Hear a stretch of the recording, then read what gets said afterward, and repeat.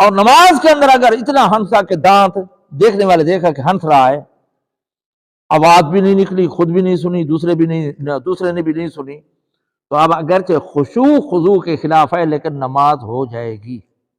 مسئلہ ذرا غور سے سنیں، خشوع خضوع کے خلاف ہے کہ اس کو نماز کے اندر اس طرح نہیں ہنسنا چاہیے تھا، لیکن کوئی بات سن لی یا یاد آ گئی اور دانت سفید ہو گئے تو اس میں جو ہے نا کیا ہوگا، نماز کے اندر کوئی فرق نہیں پڑے گا۔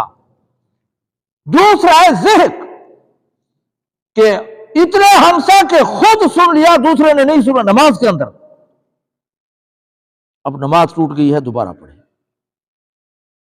اور تیسرا ہے قہقہ، خود بھی سنا دوسرے نے بھی سنا۔ نماز کے اندر اگر ایسی حالت پیش آ گئی تو وضو بھی ٹوٹ جائے گا، نماز بھی ٹوٹ جائے گی۔ یہ مسئلہ یاد رکھو۔ ہمارے نوجوان اگر کوئی نماز پڑھ رہا ہو تو دوسرا کان میں پڑ جاتا ہے، اس وقت باتیں ہمیں یاد آ جاتی ہیں۔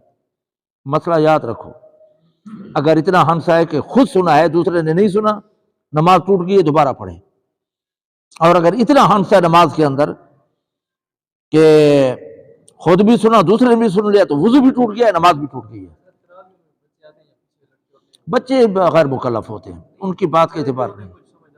ہاں جو بالغ ہیں ان کا یہی حکم ہے، نابالغ مستثنا ہے، نابالغ شریعت کے پابند نہیں ہے۔ ہاں یہ لکھا ہے کہ جنازے کے اندر ہنسا تو وضو نہیں ٹوٹے گا۔